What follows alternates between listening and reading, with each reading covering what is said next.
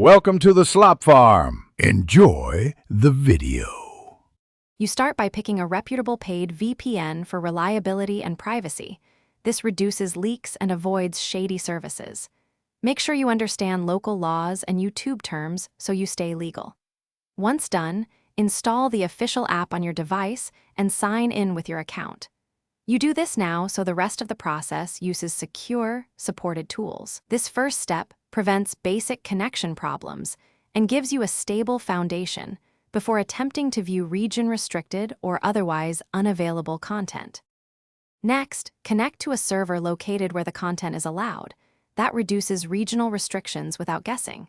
Make sure your VPN's kill switch and DNS leak protection are enabled so traffic can't leak if the connection drops. Once connected, clear your browser cache, then open an incognito or private window to avoid cookies and saved location data.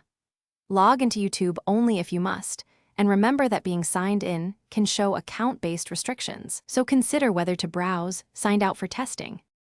Finally, test playback and refresh the page. If you still can't access the content, try a different nearby server for better speed. If the channel is banned for policy reasons, use official routes. File an appeal through YouTube, seek archived uploads, or contact the creator directly. If things go wrong, a key troubleshooting step is to switch VPN protocols or reconnect, and if needed, reinstall the client. Make sure you remain compliant with laws and platform rules while troubleshooting and seeking alternatives. Thanks for watching. Consider subscribing if we helped you today.